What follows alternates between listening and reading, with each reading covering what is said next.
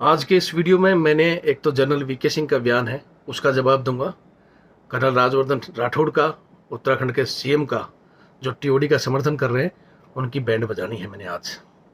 और एक सबसे करारा जवाब सभी पार्टी के, चाहिए बीजेपी, कांग्रेस, बसपा, किसी भी पार्टी के नेता हैं, आप लोग जब 5 साल के बाद आपको कुर्सी नहीं मिलती है ना, दल बदल लेते हो, 5 साल कुर्सी के बाद अगर आपके पार्टी टिकट काट देती है ना तो दल बदल कर दूसरी पार्टी मिल जाती हो। जब इन लोगों की, युवाओं की 4 साल के बाद नौकरी हट जाएगी, अगर ये किसी दूसरे देश में जाके मिलेंगे कि हमारा देश हमें नौकरी नहीं देता तो हम जाएंगे, क्या हाल होगा आपका। जब आप दल बदलू हो सकते हो, बहुत बड़े देशभक्त बनते हो, अगर ये युवा ऐसे चले गए पड़ोसी मुल्कों में, क्या हाल होगा। सोचा इस बात को? देता हूं इसमें जवाब। आपकी मांग पूरी नहीं होती है तो क्या करेंगे? हम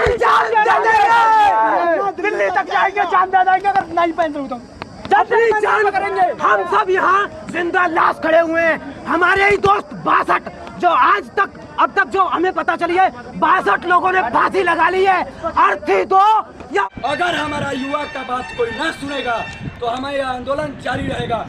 अगर हम फौज में नहीं गए तो उसके लिए मरना शहीद है। मंजूर है, हम मरेंगे, कबूल है।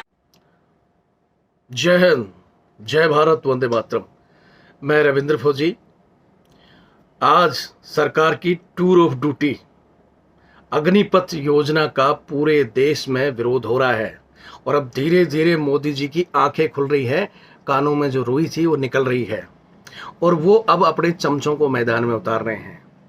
मैं मोदी जी की बहुत इज्जत करता था, आज तक मैंने मोदी को ही वोट दिया है, लेकिन आज मैं उनको चमचा ही कहूँगा जो इस अग्निपथ स्कीम का सपोर्ट कर रहे हैं। और वो सबसे बड़ा चमचा जनरल वीके सिंह, उसका एक बयान आया है, मैं आपको दिखाना चाहता हूँ। मुझे उस जनरल पर फक्र था, मेरी कास्ट से भी बिलोंग करता है, राजपूत है, और उसको पता नहीं कितने ही राजपूत युवा 4 साल से जो तैयारी कर रहे थे टेस्ट के लिए, वो आज बेचारे सड़कों पर हैं। लेकिन ये मोदी की चमचागिरी करते हुए बोल रहा है कि 4 साल की नौकरी युवाओं के लिए बहुत अच्छा है। आपको उसका बयान दिखाने से पहले मैं एक चीज़ बताता हूँ। ये जब जनरल था, 62 साल नौकरी होने के बाद इसकी एज में डिफरेंट की वजह से 6 महीने नौकरी बढ़ाने के लिए कोर्ट चला गया था। ये जो भी मेरे साथ के सैनिक हैं, जब हम वर्तमान ड्यूटी में थे उस समय, हमें पता है ये कोर्ट गया, इसने बवाल खड़ा कर दिया था, सरकार से लड़ गया था कि मुझे 6 महीने और नौकरी करनी चाहिए। मेरी एज गलती से लिखी गई, 62 साल की उम्र में इसका पेट नहीं भरा, 6 महीने के लिए कोर्ट जाता है और आज युवाओं को ये संदेश दे रहा है, इसको शर्म आनी चाहिए कि 4 साल के लिए नौकरी कर दो। आपका 62 साल में भी पेट नहीं भरा, फिर आप बीजेपी में जाके अब सांसद बैठे हो, अभी भी पेट नहीं भरा, आगे भी चुनाव लड़ोगे। अरे शर्म से डूब मर जनरल। फिर आपको मैं और दिखाता हूँ, एक कर्नल राज्यवर्धन सिंह राठौड़, उनका बयान भी दिखाता हूँ। वो कह रहे हैं कि टीओडी बहुत अच्छी स्कीम है, उनके बारे में मैं बताता हूँ।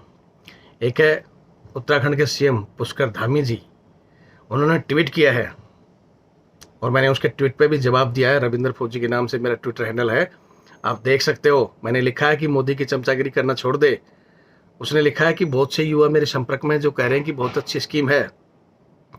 मैं रविंद्र फौजी, ये मेरा चैनल आप देख रहे हो, इसमें रविंद्र फौजी एक्स आर्मी RTF 6,90,000 लोग जुड़े हुए हैं। उसमें से उत्तराखंड के हज़ारों युवा हैं मेरे साथ और हज़ारों फौजी जुड़े हुए हैं। एक ने भी नहीं कहा मुझे कि ये स्कीम सही है, और वो झूठ बोल रहा है कि ये स्कीम अच्छी है। मैं ओपन चैलेंज देता हूँ, और 20 तारीख का जो दिल्ली का धरना है, जो आंदोलन है, वो हमने ही तैयार किया है। उसकी रणनीति आप कहोगे तो उस धरने को हम रोक देंगे। आप मेरे को सिर्फ 1000 युवा, आपके उत्तराखंड के 1000 युवाओं को खड़ा करके डिबेट में ये बुलवा दो कि स्कीम सही है, और वो भी उन युवाओं को जिनका आर्मी एग्ज़ाम बाकी है, एडमिट कार्ड के साथ। श्रीमान जी, मैंने सुना है कि आपके पिताजी फौजी थे, अगर वो जिंदा है तो उनसे पूछना, या आपके आसपास उत्तराखंड के हज़ारों फौजी मेरे साथ नौकरी करे हुए हैं, उनसे पूछना ये स्कीम अच्छी है। 4-4 साल, 5-5 साल मेहनत करके बड़ी मुश्किल से जो मेडिकल और फिजिकल पास करके जब वो टेस्ट की तैयारी करें 1.5 साल से, पता है आपको? और उस 1.5 साल में आपकी सरकार राग गाती रही, कोविड आ रहा है इसके लिए पोस्टपोन। अगर आपकी स्कीम ये 2020 से चल रही थी, अगर ये सही स्कीम थी तो गूंगे बनकर बैठे थे क्या मोदी जी और वो चाणक्य अमित शाह जी? राजनाथ जी, शर्म आती है आप लोगों पर मुझे। आपने सेना का बेड़ा गर्क कर दिया, सेना को बर्बाद कर दिया, आपने बेच दिया आज सेना को। जो बोलते थे देश नहीं झुकने देंगे, कल भी मैं उनका भाषण सुन रहा था, वहाँ सैनिकों के नाम की हमने सैनिकों को मिठाई खिलाई, युद्ध के टाइम में ये किया। आपने सैनिकों की मतलब 4 साल के दौरान जो 75% की पेंशन साफ कर दी और आप सैनिकों का नाम लेते हो। आपने कहा था कि 1 रैंक 1 पेंशन देंगे, आपने तो रैंक सिस्टम भी खत्म कर दिया। इन अग्निवीरों को ना तो कोई रैंक रहेगा और 75% की ना पेंशन रहेगी, और ये झूठी दरकरार करते हो। मुझे मतलब मैं कह रहा हूँ कि इतना गुस्सा भरा हुआ है। मैं हमारे पूर्व सैनिकों से हाथ जोड़कर रिक्वेस्ट करता हूँ, हालांकि बहुत से रिटायर्ड जनरल हमारे समर्थन में हैं और जो कह रहे हैं स्टीयर ऑफ ड्यूटी का विरोध कर रहे हैं, लेकिन एक तो मोदी के चमचे और जो कुछ ऑन ड्यूटी हैं, या तो सरकार के प्रेशर में बोल रहे हैं या अपने दिल से बोल रहे हैं, तो देश के सबसे बड़े गद्दार हैं। वैसे तो मैं पहले ही कहता हूँ कि सेना में ये जो बैठे हैं बूट पॉलिश करवा रहे हैं जवानों से, कुत्ता घुमा रहे हैं। सहायक सिस्टम के लिए कितने सालों से मैं लड़ रहा हूँ, 3 बार मैंने धरना दिया, सुप्रीम कोर्ट में मैंने डाला हुआ है, लेकिन उसको छोड़ने के लिए तैयार नहीं है। आपको मैं उसका क्या बोलते हैं, हमारे कर्नल राजवर्धन सिंह राठौड़ जो मेरे यहाँ के सांसद हैं, मैं उनका बयान दिखाता हूँ। उन्होंने कहा है कि स्कीम बहुत अच्छी है और अफसरों के लिए तो ये पहले से ही चालू था।